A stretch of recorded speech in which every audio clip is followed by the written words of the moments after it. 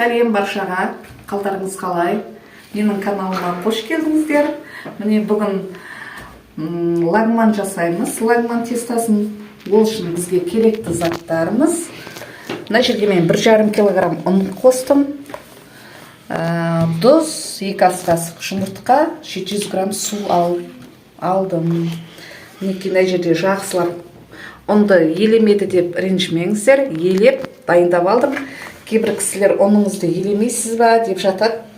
Мінекей ұнымды елеп алдым. Мына жерде тұзымызды салып алайын. Çok uzakta olur.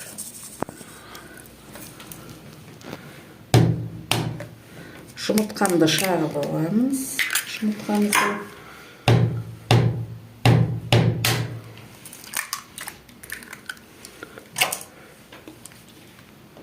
Жұмыртқаны дайындап алдым. Мінекей суымызды қосып, жақсылап билейміз. Өзі қолдан жасағанға жетпейді, сатып алғаннан гөрі. Ұндарыңызды елеп, дайындап.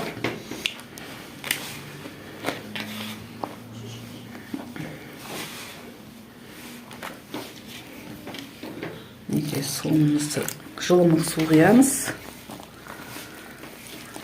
Ровно 1,5 кило етіп өлшеп алдым ұнымды.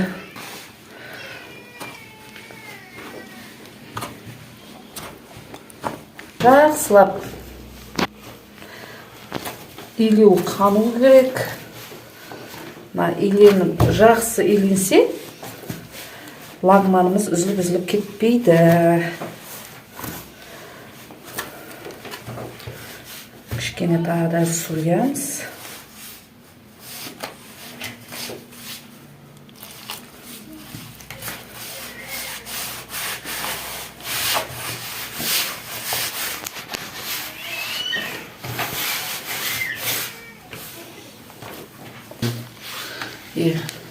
Бәрі күш. Осылай мынаны жерге алып алайын. Мен мына жерде ұн қалған жоқ, мінекей. Жақсылап илеу қану керек.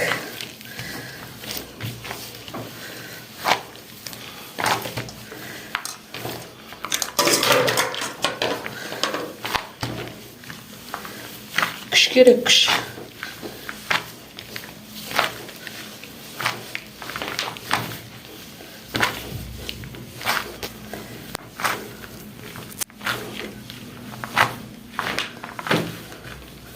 Бес минуттай осылай жұлқылауымыз керек қой. 5 минуттай осылай.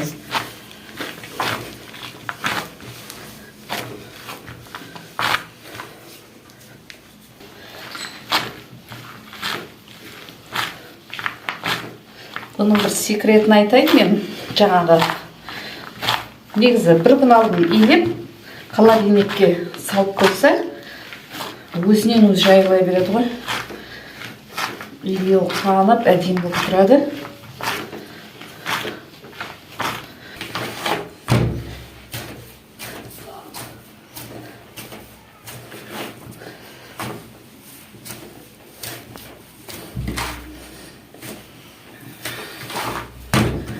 Қолға жабыспау керек.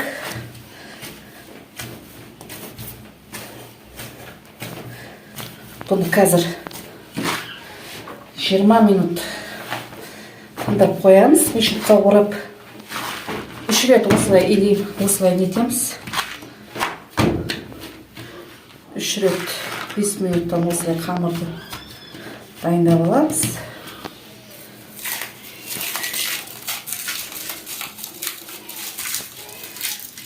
Керемет лагман шығады қазір.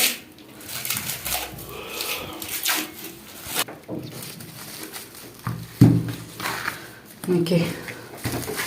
Мешокқа салып қойсаңыздар да болады. Бұл қазір мені қамырымызды жұмсартады. Майышкеге салып қойсаңыздар да болады. Мінекей мына жерде 20 минуттан көп тұрды. Тестамыз әдемі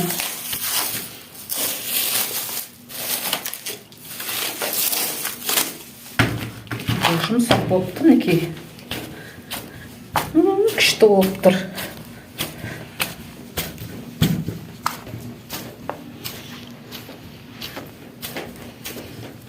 Осылай.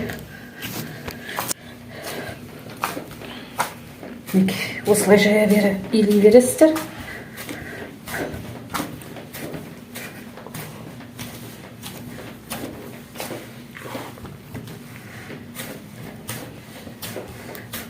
Мешоктарыңыз жыртық болмау керек. Любой мешокқа салу керек.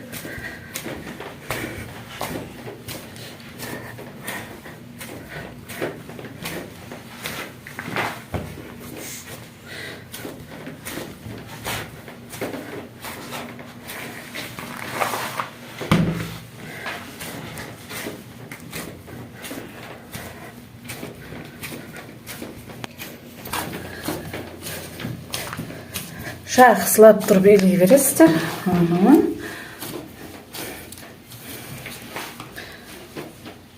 Енді бір мешокқа салып, тағы 20 минут, жарты сағат тындырып қоямыз. Әдемі жұмсақ болған. Қамырымызды ораймыз. Ұзағырып. Мынау екінші рет илегеніміз. Тестамыз жұмсақ болып тұр, мінекей.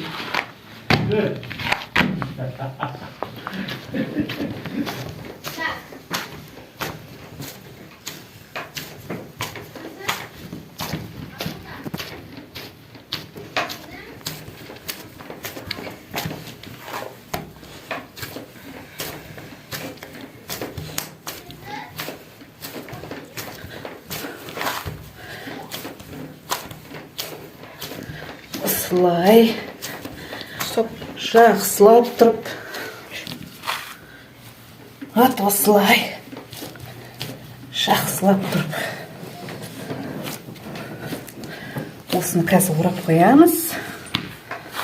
Осы екінші рет илеуімізде, қазір үшіншісінде жайып бастаймыз. Төртіншісі последнийіміз. Жақсылап етіп, осы үшінші қамырымыз жұмсақ болды, әдемі. Мен осылай.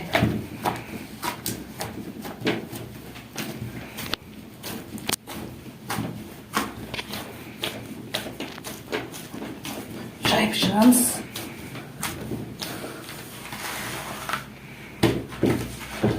Енді бізге кішкене сұйық майдан құйып отыруымыз керек.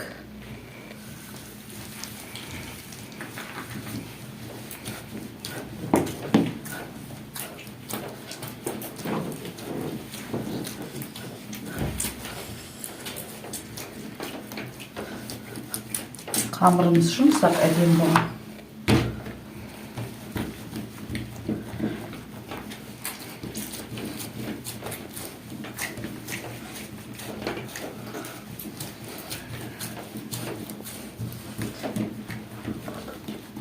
Осылай жұқа қылып жая береміз. Тестамыз әдемі жұмсақ. Өте қатты болса да болмайды. Піскен кезде өте қатты болып тұрады. Осылай мінекей кесіп дайындап қоямыз.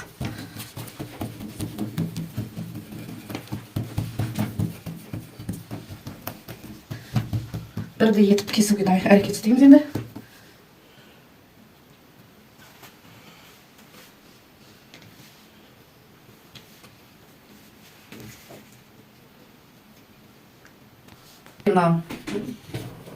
Кесіп алдым.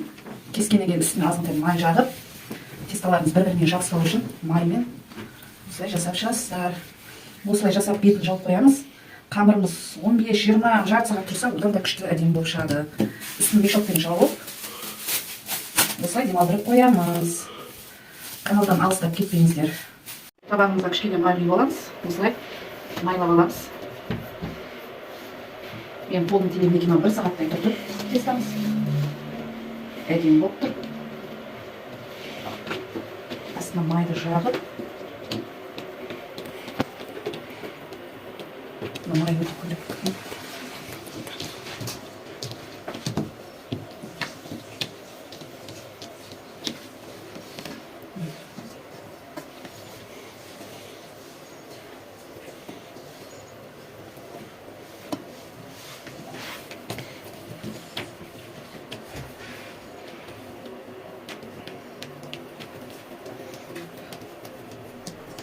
Осылай созып шығайын деп шығамыз.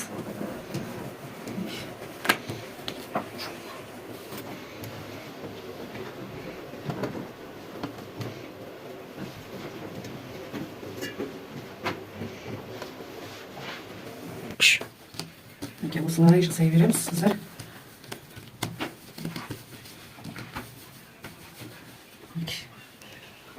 Мына жағын жауып қоя тұрамыз.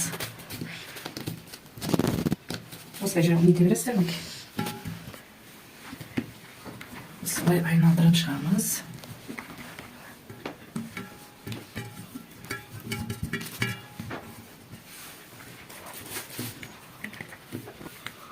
Мына жағын жауып қоямыз.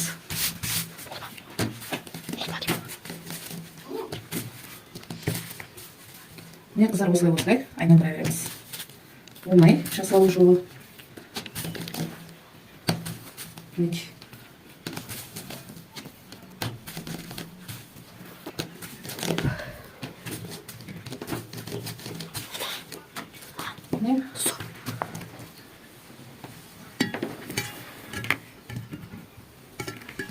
Осылай айналдырып шығамыз.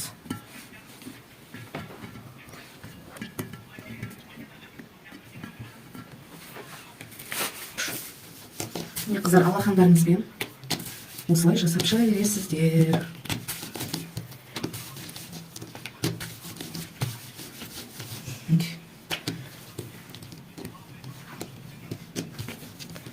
Мана үстіне кішкене май құямыз. Сұйық майдан жабысып қалмау үшін. Осылайша жабысып қалмау үшін осылай қойып, үстіне екінші қабатын айналдырып қоя береміз. Осылай, қыздар. Қорықпай жасай берсеңіздер болады.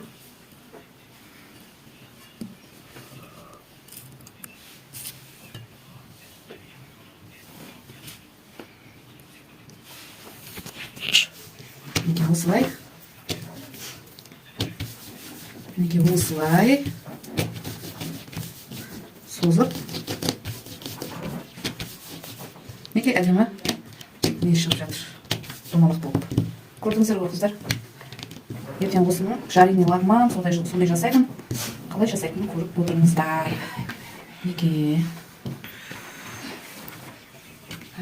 Мына жерге мінеке астына майды жағып отдельно жерге істедім. Бізге көп лагман дайын шықты, 1,5 килограммнан. Піскеннен кейін өлшейміз. Менімен болғандарыңызға рахмет. Каналымнан алыстап кетпеңіздер. Кішкене мынаны тындырып қоя тұрамыз.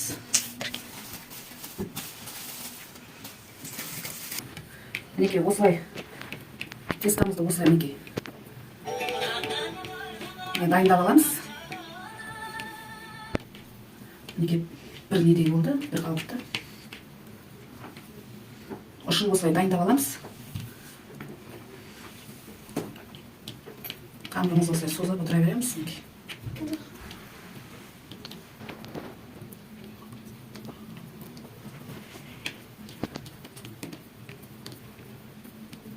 Төртеуін осылай жасап аламыз, хотя үшеу. Неге осылай болады, шетін осылай дайындап аламыз.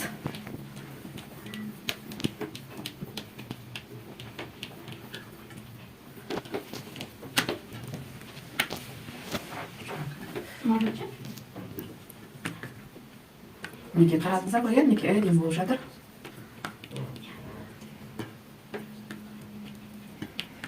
Осылай созып аласыздар.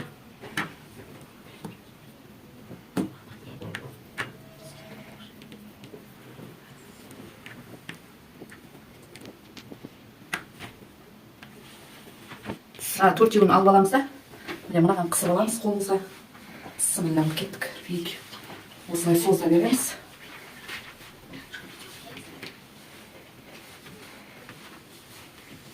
Осылай суымыз қайнап жатыр, дайын болып қалды. Мына шетін мына жерге ұстаймыз.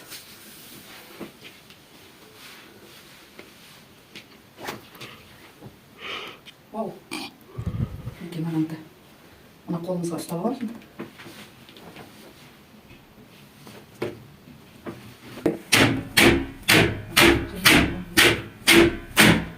Мінекей, осылай пісіріп ала береміз. Опа, мінекей, дайын. Мінекей. Опа. Бісміллә. Қайнап жатқан суымызға саламыз. Каналымнан ұзап алыстап кетпеңіздер. Комментарий, лайк, өз пікірлеріңізді жазып, комментарияға қалдырып отырыңыздар. Осылай 7 минут қайнатып аламыз. Мінекей 7 минуттай қайнатып алдым. Лагманымызды сүзіп аламыз. Біз оны суға салмаймыз, суық суға. Өйткені бізде холодильникте тұра беру үшін не істейміз? Сұйық маймен араластырамыз. Мінекей осылай етіп жасай бересіздер.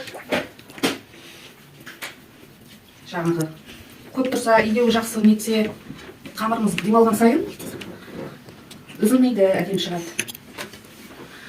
Мінекей осылай біріктіріп аламыз, қолымызға қысып аламыз.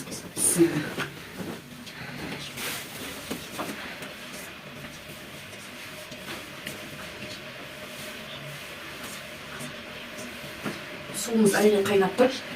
Өз пікірлеріңізді қалдырып кетіңіздер комментарияға. Мен осылай видеоларымды қалдырып отырамын.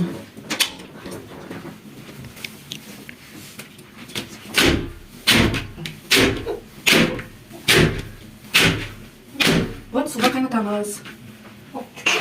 Мінекей, тестамызды осылай саламыз. Қайнап тұрған суға 7 минут қайнатамыз. Тестамыз дайын болды. Мына жерде жаңағы суға салып алып, кейбір кісілер мен мына жерде сұйық маймен бір араластырып шығам.